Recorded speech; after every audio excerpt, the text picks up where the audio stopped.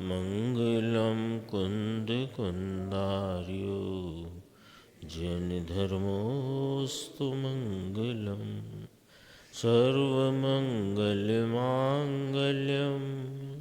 सर्वकल्याणकारकं प्रधानं सर्वधर्माणां जैनं जयतु शासनम्। मैं नमो तीर्थनायक को, नमो ओंकार वाणी को, नमो उन कुंद प्रभु को जिन्होंने ओंकार धारण की। अहो उपकार जिनवर का, कुंद का दिव्य वाणी का, जिन कुंद धनि दाता उन कहान स्वामी का। नमः समय साराय स्वानुभूत्या चकासते, चिद स्वभावाय भावाय सर्वभावान्तरच्छिदे। वन्दितु सव्यसिद्धे ध्रुवमचलमणोवमं गतिं पत्ते, वोक्ष्यामि समय पाहुर्मीळ्मोऽसुधि केवली भणिदम्। आचार्य कुंद कुंदेव द्वारा रचित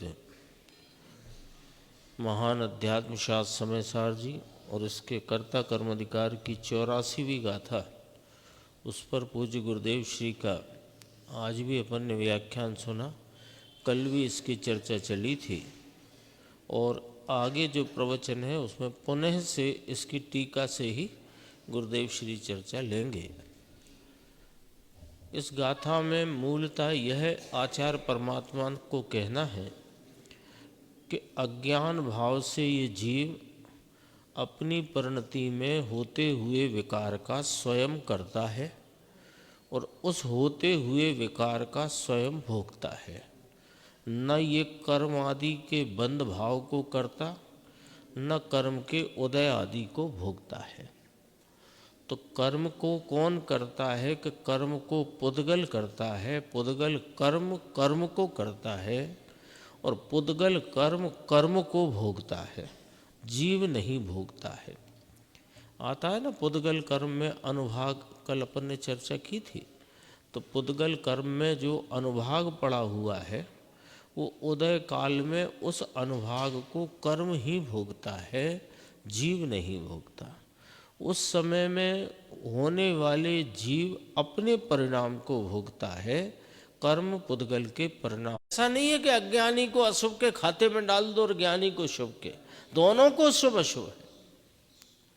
लेकिन कौन किस प्रकार उन राग को देखता है, उस राग में किस प्रकार कर्ता होता है और किस प्रकार ज्ञाता होता है, वो वाला पॉइंट अपने को समझना। ये कर्ता कर्म अधिकार में वही समझाया गया है।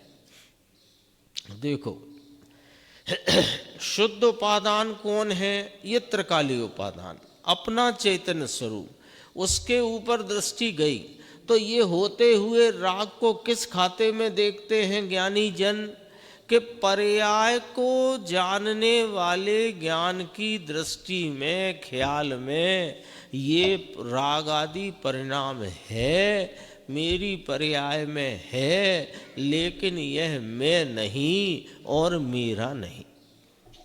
ठीक है, वस्तु की दृष्टि जहाँ हुई, चैतन्य स्वरूप ज्ञायक मूर्ति, तो ये परिणाम जो है इसको नए बंध में ये निमित्त हुआ विकारी परिणाम, तो धर्मी को बहुत मंद राग होता है। कारण कि दृष्टि है द्रव्य ऊपर और कषाय की बहुत मंदता का विकल्प है। ये विकल्प बंध में निमित्त नहीं। अज्ञानी का मंद से मंद कषाय भाव तीव्र से तीव्र कषाय वाला भाव, वो सब ही बंध में निमित्त कहलाता है। क्यों ज्ञान में क्यों निमित्त नहीं कहलाता? कि वो उसे जानता ही नहीं है। तो राग वेदता तो है, पर राग को राग रीति से वेदन करे तो वो ज्ञाता कहलाए। राग को आप रीति वेदन करता है तो ज्ञाता कहाँ कहलाया, कर्ता कहलाया। ख्याल में आई बात? अज्ञानी की परिणति में देखो, दो जन मंदिर जी में पहुँचे। दोनों जनों ने, दो व्यक्तियों ने भगवान वीतरागी अरिहंत परमात्मा, उनके वीतरागी छवि को लक्ष्य में लिया, है ना। और उनके वीतरागी छवि को लक्ष्य में लिया और अंतरंग में दोनों के कषाय की मंदता के परिणाम,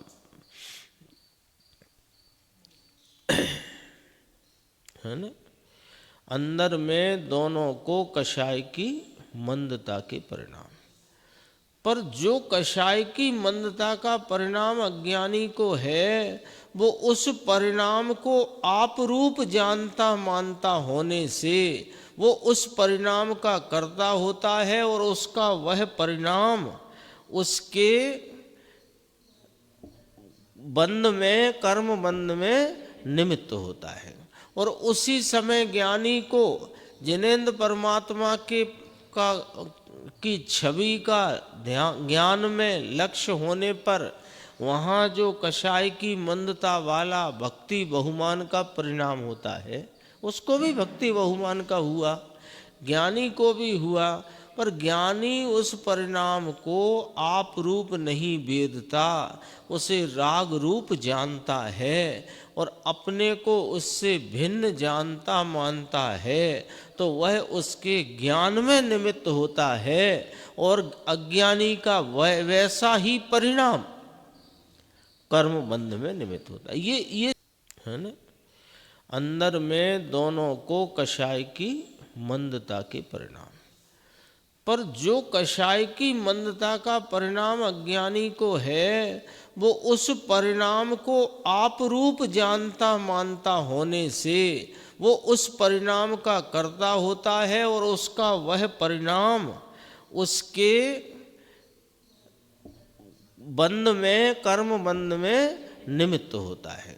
और उसी समय ज्ञानी को जिनेंद्र परमात्मा की छवि का ज्ञान में लक्ष्य होने पर वहाँ जो कषाय की मंदता वाला भक्ति बहुमान का परिणाम होता है, उसको भी भक्ति बहुमान का हुआ, ज्ञानी को भी हुआ।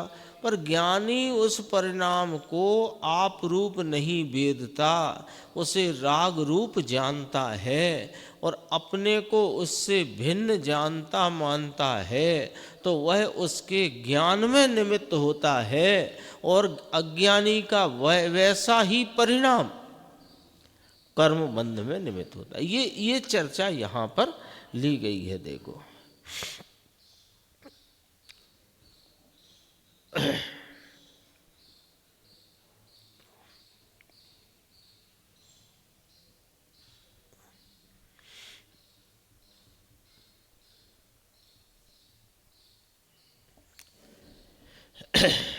यहाँ स्वयं का ज्ञान होते पर का ज्ञान होने में ये निमित्त है।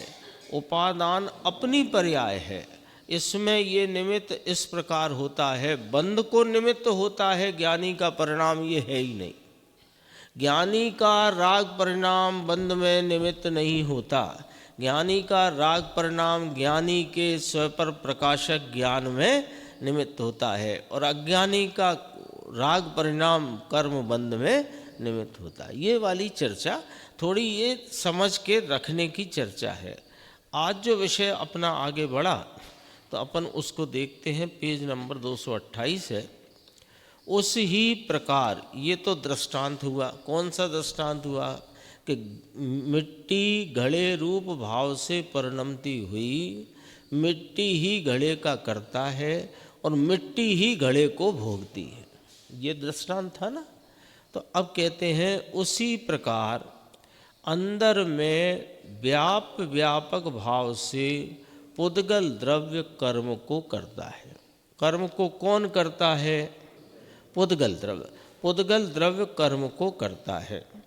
उस काल में जीव के विकारी परिणाम का निमित्त और कर्म होने लायक पुद्गल कर्म के रजकण की पर्याय का काल इसका प्राप्त विकार निवृत्त का है। प्राप्त विकार निवृत्त समझ गए ना, पहले जो चर्चा आ चुकी है। यानी कर्ता का कर्म उसका प्राप्य है, वो पूर्व का परिणाम पलट करके क्रिया हुई वो विकारी है, वर्तमान परिणाम उत्पन्न हुआ वो निवृत्त है। ठीक है, तो देखो जरा ध्यान से पढ़ना, थोड़ा सा गरिष्ठ है, मतलब बहुत गंभीर भाषा है कि उसी प्रकार, ये तो दृष्टांत के साथ कहा, उसी प्रकार मिट्टी घड़े की बात करी थी ना, तो घड़े में कौन व्यापक है? निर्देश भैया, मिट्टी व्यापक है। ठीक है, तो उसी प्रकार अंदर में व्यापक भाव से पुद्गल द्रव्य कर्म बंध रूप कर्म को करता है। तो कर्म का जो बंध रूप भाव हुआ तो उसमें कौन व्यापक है? कौन व्यापक है? पुद्गल व्यापक है। तो पुद्गल द्रव्य उसका कर्ता ठहरा कि नहीं ठहरा? क्योंकि कर्ता कर्म में कौन सा न्याय लगता है? व्यापकता के अनुकूल अनुरूपता का?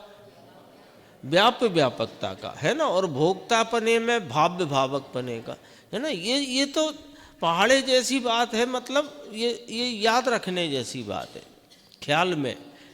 तो कर्ता कर्म कर्म बंध रूप परिणाम का कर्ता कौन ठहरा? कौन ठहरा? जीव के पुद्गल। क्यों ठहरा?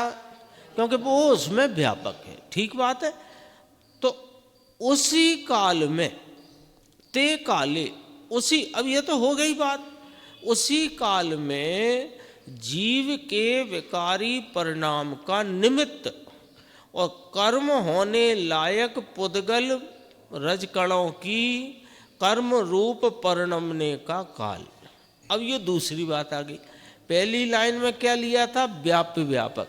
यहाँ कौन सी बात आई? अनुकूल अनुरूप। तो अनुकूल अनुरूप किन द्रव्यों के बीच में आई? दो के बीच में। व्यापकता कितने द्रव्यों में घटित होती है? एक ही द्रव्य में। और अनुकूलता अनुरूपता दो द्रव्यों की वर्तमान पर्याय में। ते काले लिखा है। उसी ही काल में जब पुद्गल कर्म परमाणु अथवा पुद्गल के रजकण कर्म रूप कारमाण वर्गणाएं कर्म रूप परिणमित हुई, बंध रूप भाव को प्राप्त हुई, उस समय में जीव का विकारी परिणाम अनुकूल होने से निमित्त कहलाया और कर्म बंध का परिणाम उसके अनुरूप होने से नैमित्तिक कहलाया। तो दोनों में व्यापकता नहीं होने से कर्ता कर्म संबंध किंचित कतई नहीं है, किंतु अनुकूलता अनुरूपता होने से निमित्त नैमित्तिक पने से यह ज्ञान कराया कि जीव के अशुद्ध उपादान में परिणमित राग रूप परिणाम और कर्म के स्वतः उपादान में परिणमित कर्म बंध परिणाम ज्ञान कराया। ठीक है, तो ये जो कार्य हुआ इसमें प्राप्य कौन, किसका प्राप्य है? ये पुद्गल का प्राप्य है कि जीव के विकारी राग परिणाम का प्राप्य है? जो कर्म बंध का परिणाम हुआ, ज्ञानावरणादि कर्मों में प्रकृति प्रदेश स्थिति अनुभाग वाला जो कर्म बंध का परिणाम हुआ वो किसका प्राप्य है? सब अपने को चेक करके चलना है। किसका प्राप्य है? पुद्गल कर्म का कि जीव के विकारी परिणाम का? पक्की बात। तो क्या पलट करके वो परिणाम हुआ कि पुद्गल की ही पूर्व अवस्था को पलट करके हुआ है? तो विकार्य किसका? कि पुद्गल का। और निर्वृत्त माने वर्तमान परिणाम उपस्थित हुआ है, उत्पाद रूप हुआ है, तो उसमें पुद्गल व्यापक है कि जीव? तो वह पुद्गल का ही निर्वृत्य है। ठीक है। उसी काल में ये रजकण उसके प्राप्य पर्याय की जो अवस्था है इसको पहुंचता है, बदलता है और उपजता है ना, वही पुद्गल ही। ऐसा पुद्गल द्रव्य व्यापक भाव से पुद्गल द्रव्य कर्म को करता है और भाव्य भावक भाव से पुद्गल द्रव्य ही कर्म को भोगता है। 1 2 3 4 5 6 सवा छः लाइन में 3 संबंधों की बात। व्यापकता से कर्ता करने की सिद्धि, भाव्य भावक पने से भोगता पने की सिद्धि और अनुकूलता अनुरूपता से निमित्त की सिद्धि। 3 बातें करी है ना। सच कहो तो 84 गाथा पूरी समझा दी है। निमित्त नैमित्तिक काय में डालेंगे? व्यवहार में, है ना। और कर्ता कर्म रूप व्यापकता का भाव का कर्ता पुद्गल का पुद्गल है, ये निश्चय कथन है। तो निश्चय व्यवहार भी आ गया। मिट्टी घड़े को करती है, यानी मिट्टी स्वयं घड़े में व्यापक होती हुई मिट्टी ही घड़े की करता है, कुम्हार नहीं। वहाँ पर कुम्हार को अनुकूल देखकर निमित्त पने का आरोप किया जाता है, इसलिए कुम्हार घड़े का करता है, यह निमित्त नैमित्तिक रूप से किया गया कथन है। घड़े की कर्ता वास्तव में व्यापक भाव से मिट्टी है और घड़े का भोक्ता भाव्य भावक भाव से मिट्टी है। आ गई ना बात ख्याल में? पूरी बात हो गई ना।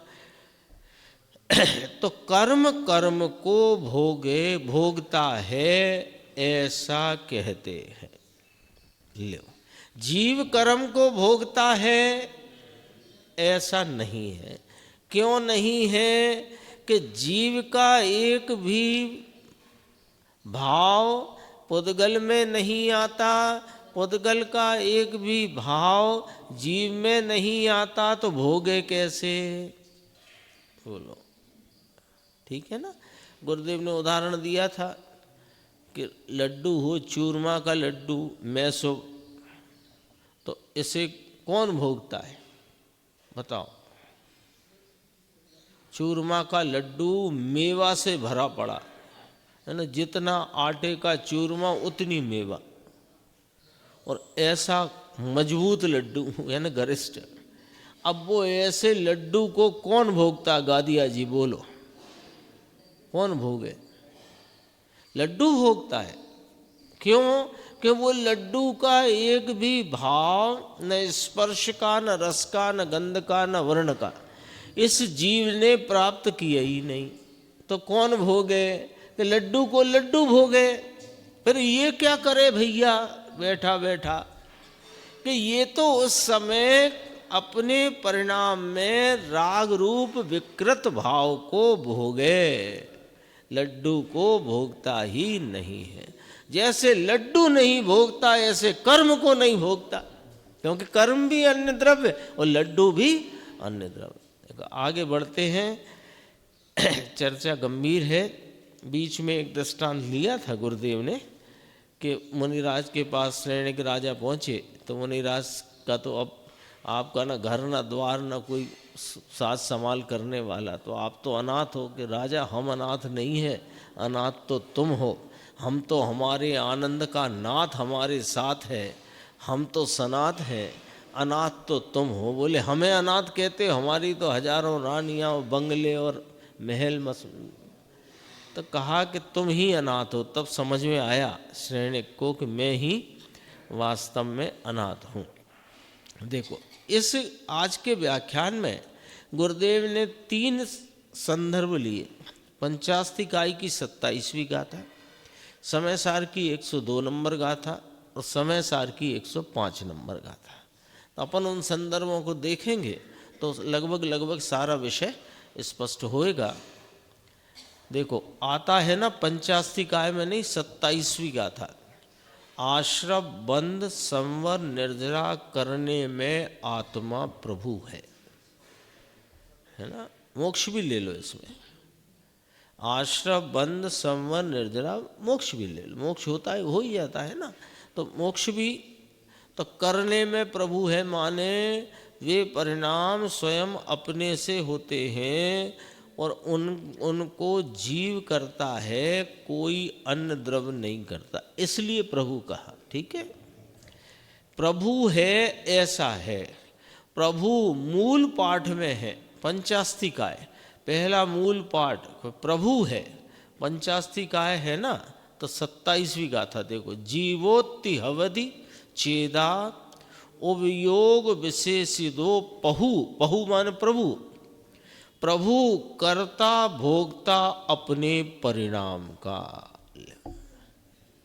आश्रम बंद रूप मलिन परिणाम का भी कर्ता आत्मा प्रभुपने, यानी किसी की जरूरत नहीं उसके लिए, अपने अज्ञान भाव को भी प्रभुपने ही करता है ये, और ज्ञान भाव को भी प्रभुपने ही करता है। तो संवर निर्जरा आदि, संवर निर्जरा मोक्ष जो निर्मल और परिपूर्ण निर्मल परिणाम है, उनको भी यह प्रभुपने करता और प्रभुपने भोगता है। उपयोग विशेषिदो पहु, प्रभु प्रभु है, स्वयं ही प्रभु है। आश्रम बंध के करने में प्रभु और संवर और निर्जरा और मोक्ष की दशा करने में आत्मा प्रभु है। बोलो प्रभु है ना, तब आता है ना वो क्या है, आश्चर्य होता है, प्रभु भिक्षार्थ भ्रमंत। अब ये भिक्षा मांगता है, सुनो, अज्ञानी राग की भिक्षा मांगता अज्ञानी राग की भिक्षा मांगता है, जबकि प्रभु है। सुनना जरा, बात को सुनना, थोड़ी सी अटपटी लगेगी आपको। राग की भिक्षा मांगता है ना। मंदिर में आया, भगवान की वीतरागी छवि का ज्ञान हुआ, उनकी वीतरागता लक्ष्य में आई, तो इसको एकदम भक्ति का और कषाय की मंदता का परिणाम हुआ। तभी अचानक से परिणाम पलट करके, परिणाम तो पलटते ही रहते हैं, तो पलट करके याद आया कि ताला लगाए आए थे कि नहीं। अब वो परिणाम तो आ गया, अब क्या हुआ, वो परिणाम चला गया। अब कौन सा परिणाम आया कि वो ही मंद परिणाम फिर से आए। जो मैं जैसे ही मंदिर में दाखिल हुआ, भगवान की छवि निहारी और एकदम मंद परिणाम, आकुलता मंदी, कषाय मंद, ऐसा जो परिणाम था भक्ति का, वही परिणाम फिर आए। बोलो भीख मांग रहा है कि नहीं? राग की भीख मांग रहा है, वही परिणाम आए, वही परिणाम आए। अब वो आ ही नहीं रहा, अब वो आ ही नहीं रहा। क्यों नहीं आ रहा? क्या नहीं आना है तो नहीं आ रहा, और आना हो तो आ ही जाए। ये भीख मांगता है अज्ञानी, पर राग की भीख मांगता है।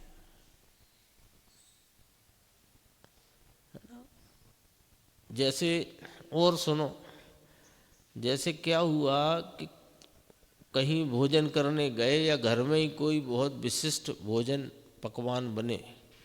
अब इसने पहला गिलास, दूसरा गिलास, 4 गिलास, 5 गिलास खाए, बड़ा आनंद, बड़ा आनंद है ना, अच्छा लग, आनंद माने अच्छा लग रहा है।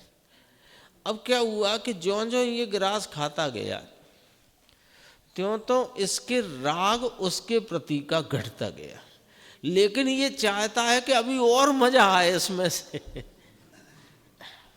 लेकिन अब वो राग तो घट गया ना, पर ये चाहता ये है कि और आए उसी प्रकार का परिणाम, पर अब वो आता नहीं, भीख मांगता है राग की, है ना।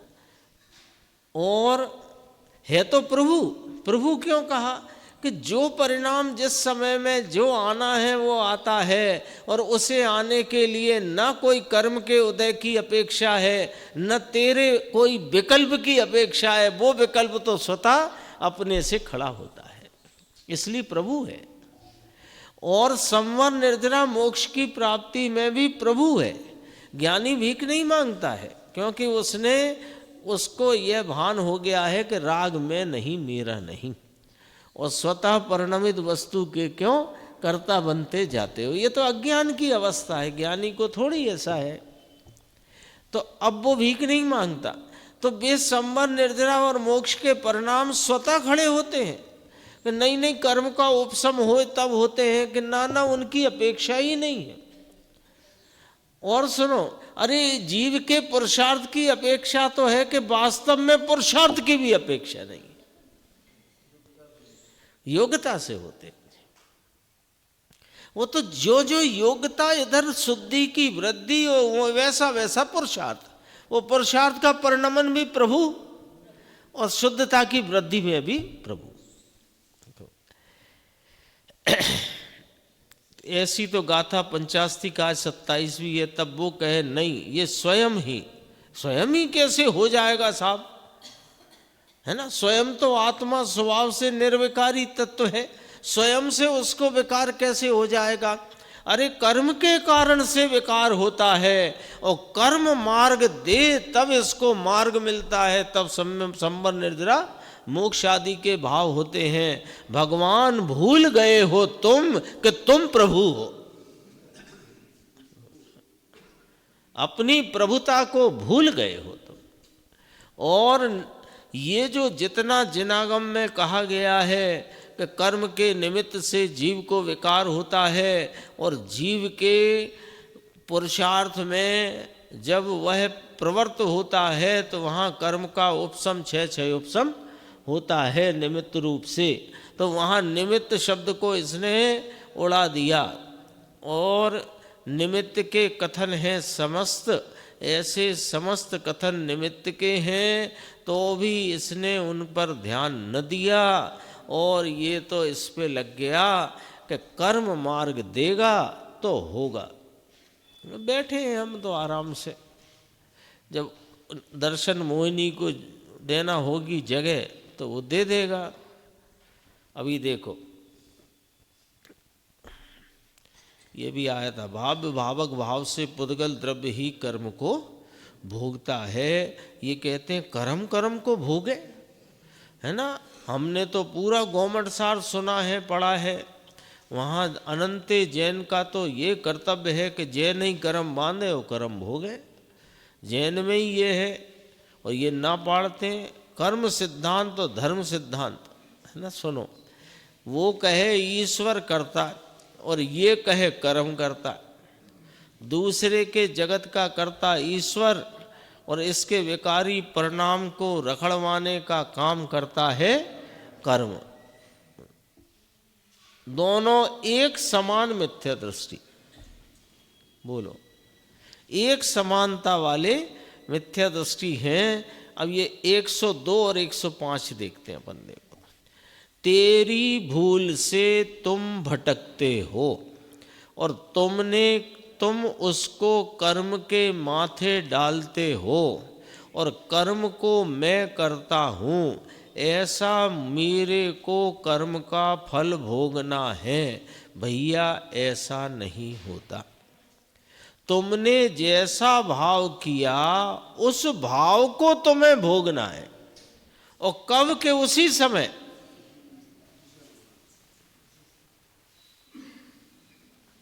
सोचना भैया जरा, इसको लगता है ना ये कर्म की थ्योरी पढ़ के इसका सही मामला समझ में आया नहीं, उसकी टेक्निक इसको ख्याल में आई नहीं कथन की, तो ये उलझ जाता है।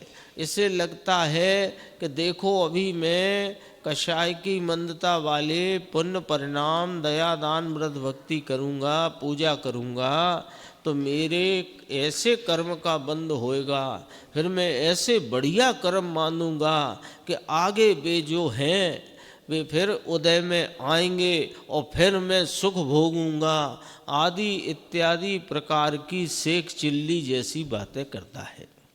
शेख चिल्ली कहानी पढ़ी होगी ना आप लोगों ने, नहीं भी पढ़ी हो तो मैं सुनाने वाला नहीं हूँ, आप चिंता मत करो।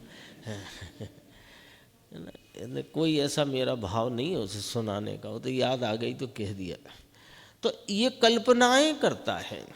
दरअसल में ये जो अभी भगवान के लक्ष्य में, स्वाध्याय के लक्ष्य में जो कुछ भी कषाय की मंदता वाला शुभ परिणाम हुआ है, उस कषाय की मंदता के निमित्त से कर्म बनेंगे और मैं भोगूंगा, ये तो हम कल्पना में डाल देते हैं। तुम दरअसल में अभी जो परिणाम है उसको ही भोगते हो। अभी कषाय की मंदता में आकुलता मंद है तो मंदाकुलता को भोगते हो, कषाय की तीव्रता में आकुलता तीव्र है तो उस तीव्र आकुलता को भोगते हो। तो वो से कल्पना क्यों कह रहे हो? वो भी तो कर्म सिद्धांत है कि हम इसलिए कल्पना कह रहे हैं कि वो जब उदय में आएगा फिर उस समय तुम्हारा कौन सा परिणाम होगा, तुम उसे भोगोगे, अभी के परिणाम के फल को भोगोगे। ये कल्पना ही हुई। ख्याल में आई बात? पुण्य बांधा, ज्ञानी जीव पुण्य है उदय में चक्रवर्ती का। चलो चक्रवर्ती का पुण्य उदय में है, लेकिन परिणाम आत्मा में रम रहा है। वो पुण्य के उदय से साता की या अनुकूलता की ढेरों सामग्री इतना ढगला कि हम तुम तो कल्पना ही नहीं कर सकते। ऐसी सामग्री का वहाँ पर संयोग निर्देश, और वे उसकी तरफ लक्ष्य नहीं है, लक्ष्य अपने स्वभाव की ओर। कदाचित रोग हो गया किसी को, तो रोग के समय में अरे अब असाता का उदय आया है, तो एक असाता करके उसके में लक्ष्य करके फिर से कषाय के अनुरंजित तीव्र परिणाम कर रहा है। और एक उसी समय अरे जो हुए सो ठीक है, मैं तो ज्ञाता दृष्टा हूँ और अपने स्वरूप में गुप्त हो गया। तो ये जो मैं बांधूंगा, मैं भोगूंगा, ये कल्पना ना हुई तो क्या हुआ?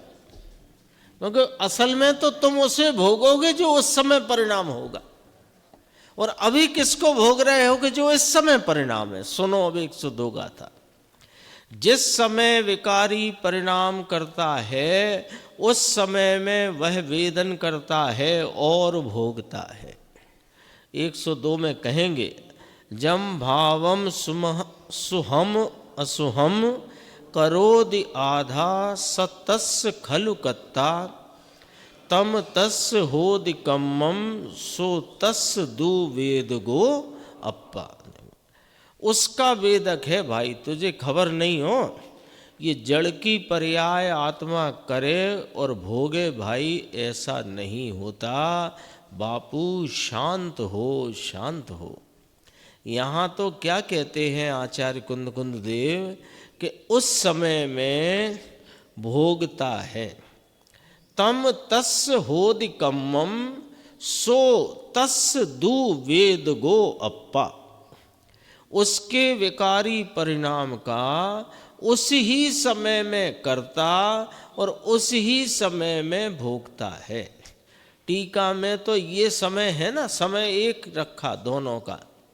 समझ में आया? 102 गाथा। देखो एक समय कहकर क्या कह दिया कि मैं इस समय परिणाम करूं और उसका फल आगामी काल में भोगूं, ये बात ठीक नहीं है। मैं इसी समय अपने विकारी परिणाम का, मंदता का, तीव्रता का जो विकृत परिणाम है उसका मैं अभी ही करता हूं और उसी काल में उसका भोगता हूं। ये समय है ना। 102 गाथा समय सार में तो अलौकिक बातें हैं। अंतर में उकेल सब इतना भरा हुआ है, इसमें माल भरा है, गजब बात है। फिर क्या कहा? दृष्टि बदले बिना ये बात पकड़ में आती नहीं। पकड़ में आती नहीं और अपनी दृष्टि से बाँचता है। इसलिए फिर शास्त्र को भी अपनी दृष्टि से बाली ले, यानी ऐसा ही शास्त्र को भी ऐसा ही मान ले और ऐसे ही स्वयं पढ़े, ऐसे ही दूसरों को पढ़ाए। शास्त्र में क्या कहना है ये दृष्टि से अपने को बाले माने, अपने को झुकाए उस अनुरूप, तो उसमें रहा माल हाथ आए, पता मिले। लेकिन वो जो पहले माना होए ना, तो इसका अर्थ ऐसा है, इसका अर्थ ऐसा, देख लो वहाँ भी लिखा है, देख लो यहाँ भी लिखा है, कर्म तो भोगने ही पड़ते हैं, जैसे बांधे हैं वैसे भोगेगा। देख लो प्रथमानी योग में, देख लो करणानी योग में, देख लो यहाँ पर, देख लो उस गाथा में।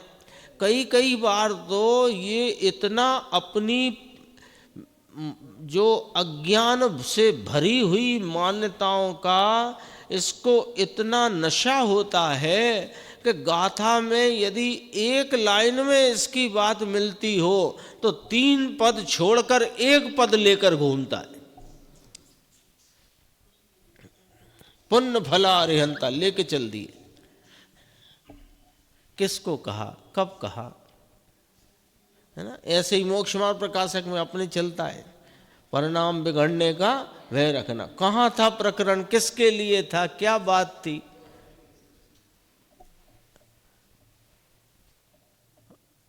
ऐसे नहीं चलती ये बात। शास्त्र का अर्थ अपनी दृष्टि से करोगे तो तुम तो अज्ञान की दृष्टि लेकर बैठे हो, फिर शास्त्र में भी वही करोगे तो शास्त्र का लाभ क्या हुआ। तुमने कुशास्त्र कर डाला उनको, सच्चे शास्त्रों को कुशास्त्र कर लिया और शास्त्र के अनुसार अपनी बुद्धि बनाए तो अपनी दृष्टि उस तरफ झुकानी चाहिए, तो सही अर्थ का पता लगता है। 105 भी देखो, कर्म के बंध का निमित्त होना ऐसा जीव द्रव्य का स्वभाव नहीं। कर्म के बंध के परिणाम को निमित्त होना ऐसा जीव द्रव्य का स्वभाव नहीं। वो ज्ञानी अज्ञानी की बात कर ली, अभी जरा द्रव्य स्वभाव की बात रखी। द्रव्य का स्वभाव नहीं है। देखो लॉजिक, अभी पीछे अपन ने सबसे पहले जो बात शुरू की थी स्वाध्याय के प्रारंभ में कि होता हुआ राग अज्ञानी उसमें एकत्व करने से उसका कर्ता होता है रागादि भाव का, इसलिए अज्ञानी के रागादि भाव कर्म बंध में निमित्त होते हैं। और ज्ञानी राग से विरक्त है, एकत्व तोड़ दिया है, कर्तत्व रहा नहीं है, इसलिए ज्ञानी के होता हुआ राग ज्ञान में निमित्त पड़ता है। ये थी ना बात, यानी कर्म बंध में ज्ञानी का राग निमित्त नहीं होता।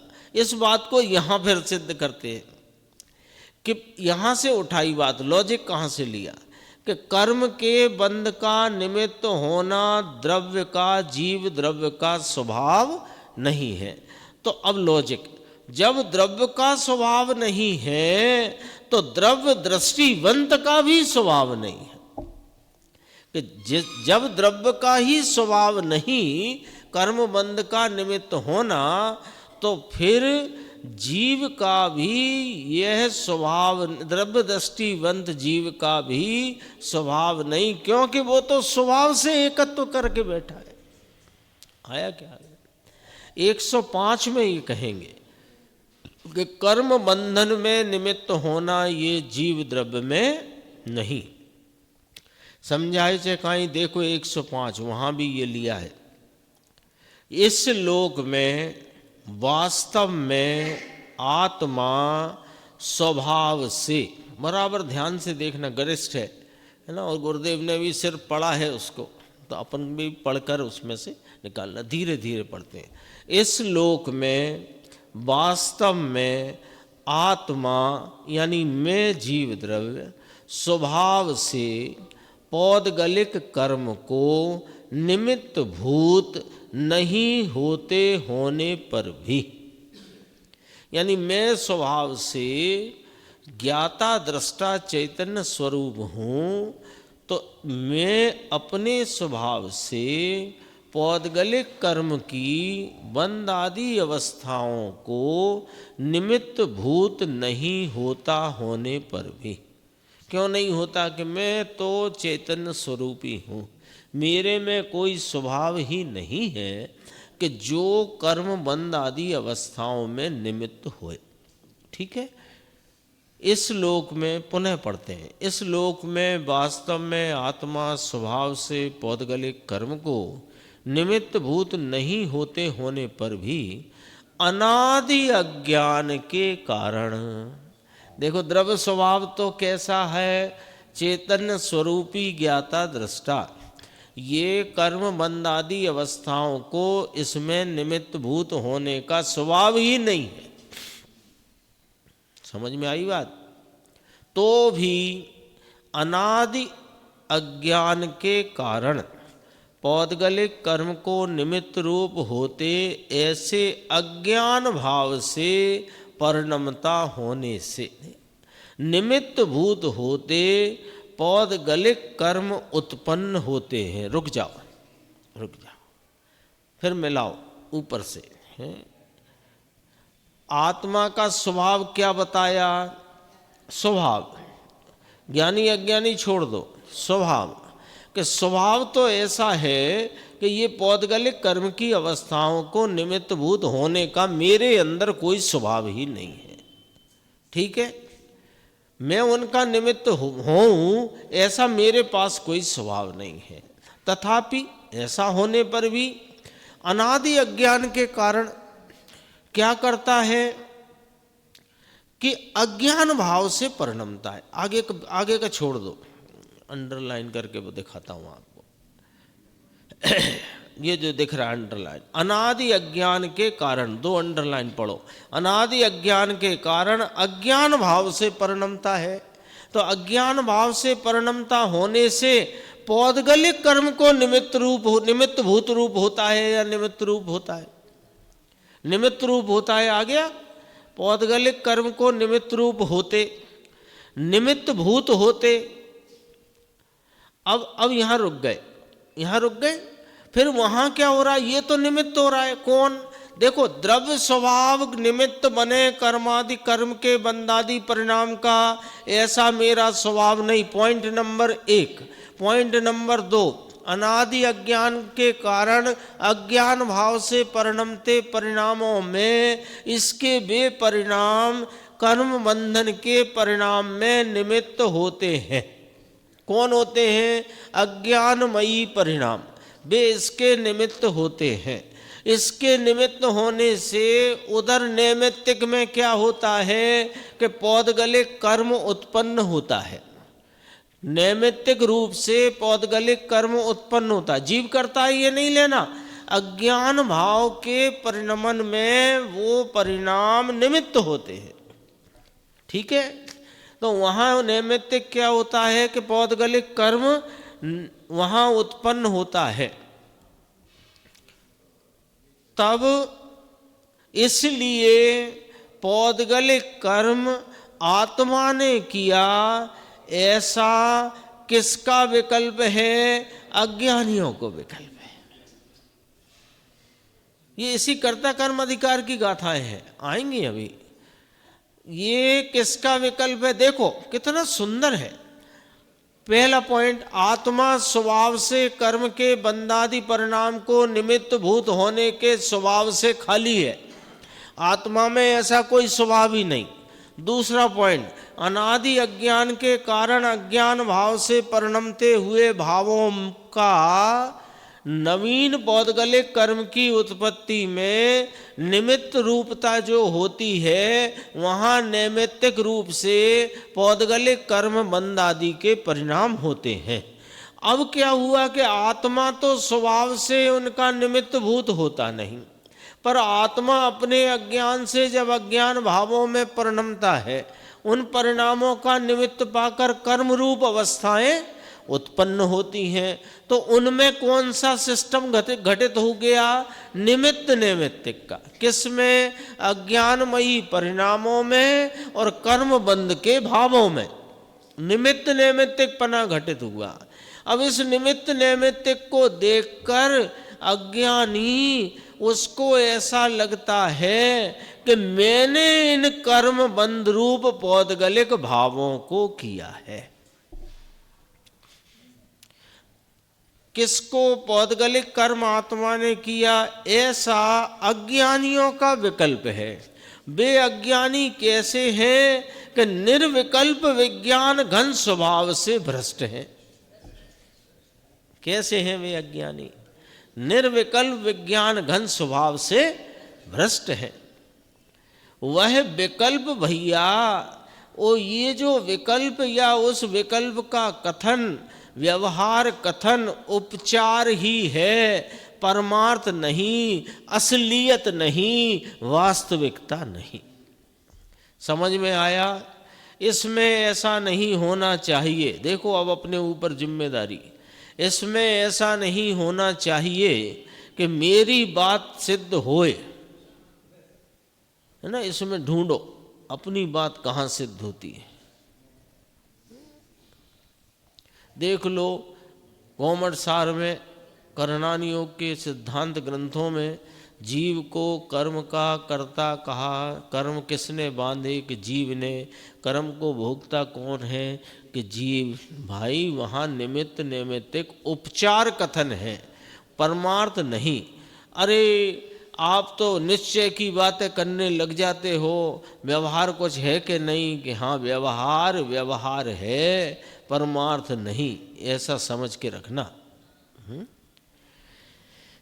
सत्य क्या है ऐसा सिद्ध होना चाहिए। मेरी बात सिद्ध होए ऐसा चक्कर में नहीं रहने चाहिए। मैंने माना है इसलिए ऐसा होना चाहिए, ऐसा नहीं होता। सत्य को सत्य रखो, वस्तु को वस्तु बने रखो बापू। ऐसा रख कर फिर चर्चा करो, फिर खूब उसकी उकेल करो, खूब उसका मंथन करो, खूब उसमें अंदर तक की बातें खूब विचार में लो। अस्ति परक नास्ति परक दोनों प्रकार के, प्रबल युक्ति निर्बल युक्ति सब करो ना। देखो अंतिम चर्चा अपन लेते हैं।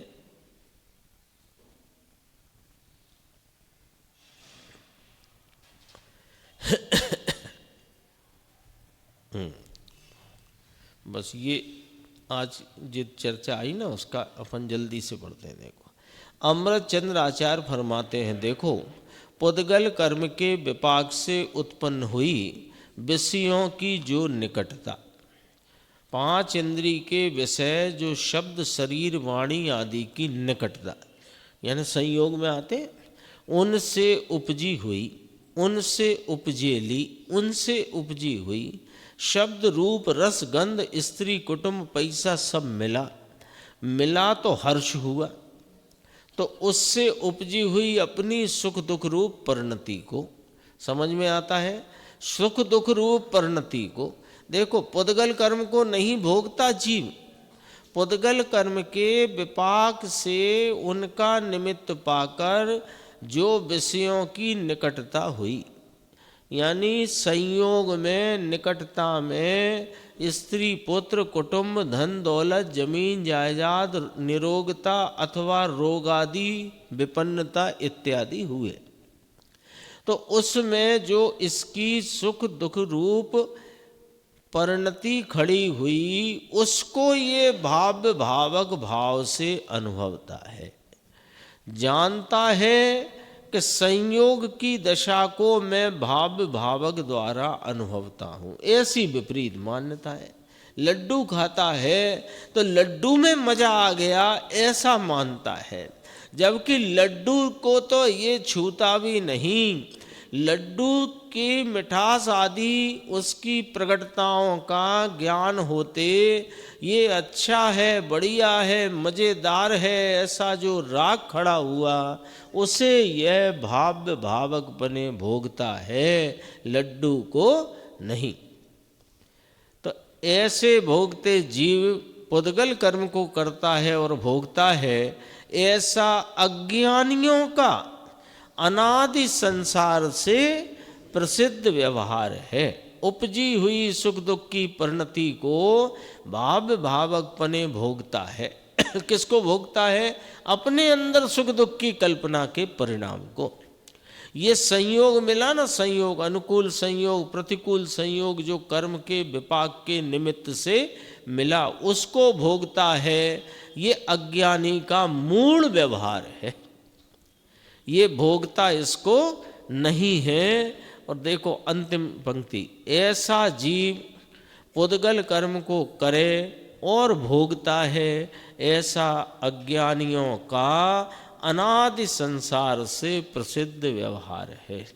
चेत्य ज्ञानी नाम असंसार प्रसिद्धोस्ति तावत व्यवहार। वो कहे ना, इसमें देखो व्यवहार से होता है कि नहीं, है ना। वो कहे अच्छा हम लड्डू को निश्चय से नहीं भोगते, लड्डू को व्यवहार से तो भोगते हैं ना। ऐसी भी बात इसके ख्याल में चलती रहती है। निश्चय से तो लड्डू को नहीं भोगते, व्यवहार से तो लड्डू को भोगते हैं ना।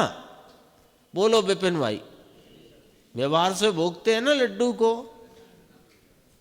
कि लड्डू को भोगता हूँ, वो दरअसल लड्डू के संबंध में उपजी हुई राग परिणति को भोगता है। तो व्यवहार इस प्रकार कहता है कि लड्डू को भोगता है। लड्डू को तो ना ये निश्चय से भोगता है और ना व्यवहार से भोगता है। इसमें व्यवहार लिखा, लेकिन क्या कहते हैं, सुनो कौन जाने क्या है। यहाँ कहते हैं व्यवहार से करता है, ऐसा कहा है कि नहीं, लेकिन करता है और भोगता है ये तो माना है, और ये मूढ़ जीवों का व्यवहार है। यहाँ तक अपनी चर्चा आई, शेष आगे।